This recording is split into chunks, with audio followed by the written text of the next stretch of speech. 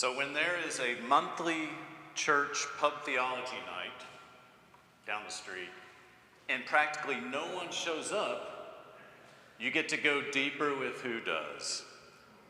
So Pete and I did that a few weeks ago together at our table for 10. And it was fun. Pete said something about the worship service when I threw out beach balls at the end and we batted them around for a while. And then I shared with him that just that week I had had an aha moment. I had realized that my efforts to make church fun at key times and with good reason stemmed from a goal I named as I began this role. That goal was to honor how the gospel should always be about joy. The gospel is good news, it is joy. And that we need to lift that up as often as possible. So it hit me a few days before that night with Pete that, somewhat unconsciously I think, I knew that instead of saying the right things to you for months and trying to get you to flip the joy switch here and there, that it was better to find ways to do things, to offer up experience, to foster a spirit of fun and joy and celebration that honors relationship with God. Beach balls, kids climbing up the pulpit like a tree, swimming to Jesus with floaties and goggles. See what you've missed if you weren't here? And here's another important awareness that goes with that.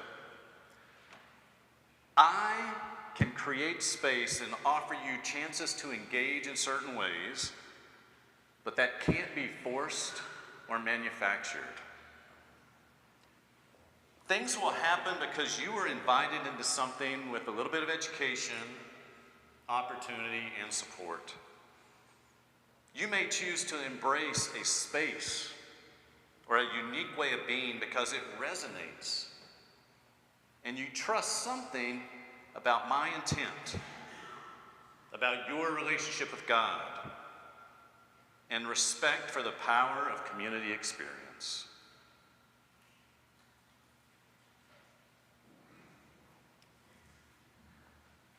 So in writing my sermon a few weeks ago about play, the one that preceded the beach balls bouncing around for 10 minutes,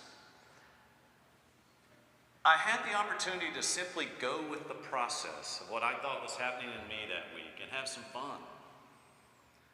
I could not have totally scripted that sermon or service until being in it, until really going with it and giving myself to what I thought God was lifting up to me. And today, I honor something a little bit different, but along the same lines. I recognize the need to also create space for struggle, uncertainty, and lack of control. As with joy, our scriptures invite engagement with the tough stuff of life. Words can only do so much to help you with that. So today I lean into a more contemplative approach to listening, to trusting the space between our words and our actions.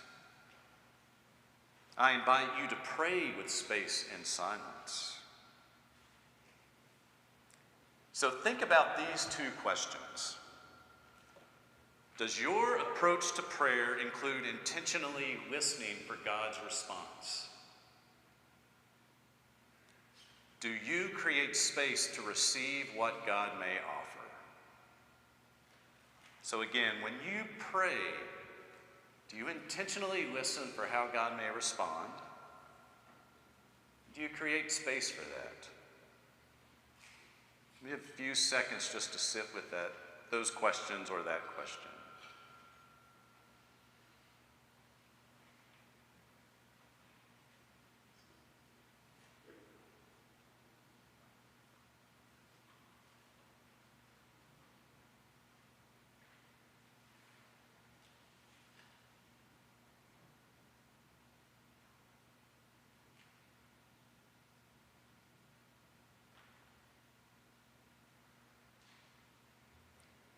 Listen for God's response. In the call to worship, the psalmist says, "To you, O Lord, I lift up my soul. O my God, in you I trust. Do not let me be put to shame. Do not let my enemies exult over me. Make me to know your ways, O Lord. Teach me your paths. Lead me in your truth and teach me, for you are the God of my salvation. For you I wait all day long. I lift up my soul. Teach me your paths. For you I wait all day long."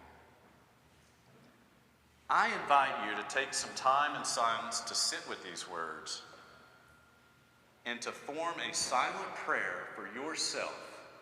I want you to articulate a prayer for you, something you need, as a way of lifting up your soul. Don't be humble, it's not selfish. Think about something you need and a prayer that can come from that. And I'm going to give you a few seconds to do that.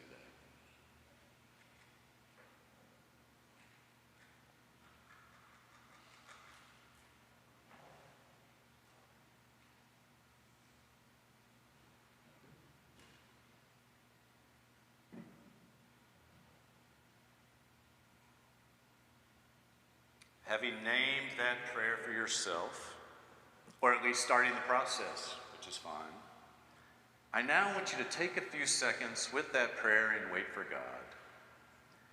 And yes, these few seconds might feel like a whole day, depending on who you are. Wait for God with that prayer.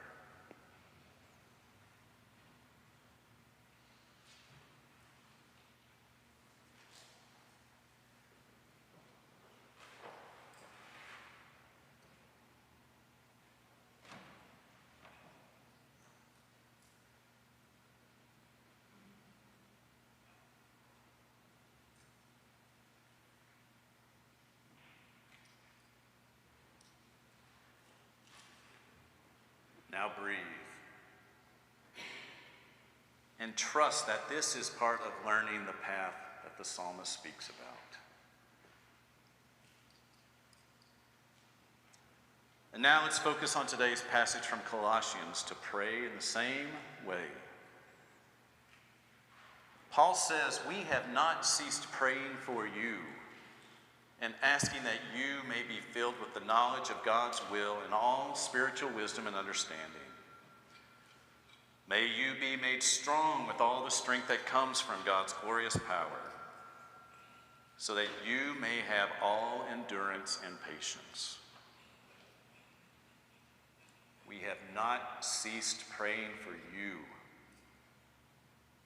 May you be made strong. May you have endurance and patience.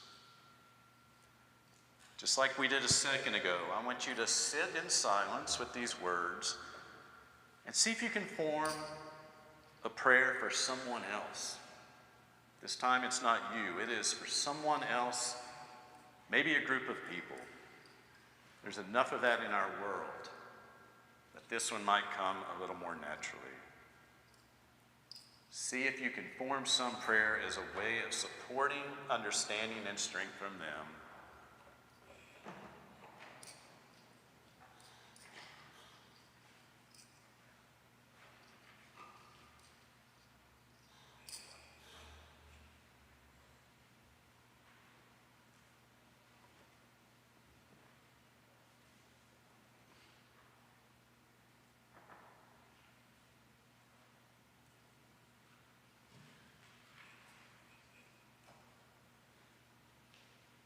Having named that prayer, take a few seconds to wait for God.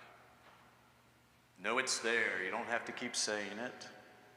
Just trust that your intention and focus on someone else or this group matters.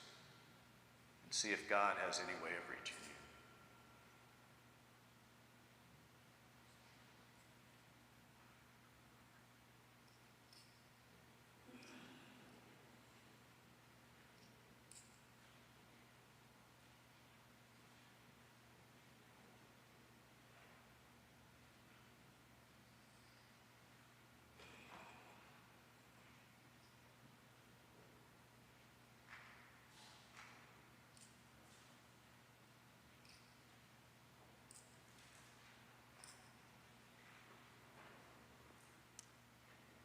now breathe. And trust that this may help them with knowledge, endurance, and more in ways we can't even begin to understand.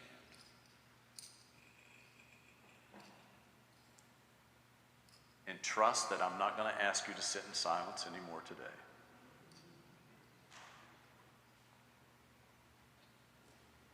Let me start to wrap up by saying that Paul's theology rests on an unwavering commitment to the fidelity and the efficacy of God's continuing self-revelation. God's continuing self-revelation. Knowledge of this is transformational. It is to participate in a hope for salvation that entails a form of living that is visible in Christian communities anywhere the gospel is faithfully proclaimed. Participation that is visible and lived out where the gospel is proclaimed. God continues to make God's self known to us in ways that transform. As we often say, God is still speaking. And the thing is, we have roles to play in that. We're involved in that. We have invitations. Sometimes it's simply to name and listen. To name something deeply true to you and to learn how to listen with God. So part of my job is to proclaim the gospel. It's also to remind you that we must always be open to transformation in this space. Whether we had a good night's sleep or not, whether you want to be here or not, whether you're questioning if you're worthy or not, being together in community and worship should always be open to transformation. But here's what's cool for me is that I don't have to know everything. Deep Christian community also needs you to help. I can't manufacture or manipulate to produce an end result.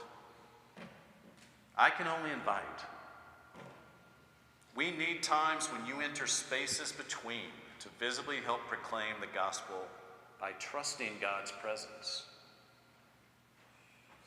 Spaces between words, knowing, and doing. We need communal times when we welcome God by making space. That space often needs to be measured in hours and more, not just the seconds of today's service.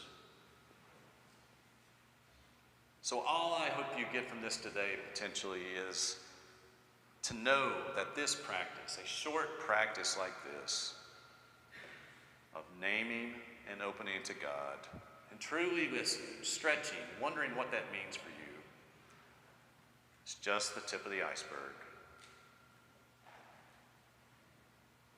You can do this on your own, every day, wherever you may go, whatever you may face. This can be part of your being, your very being, of living in the space between.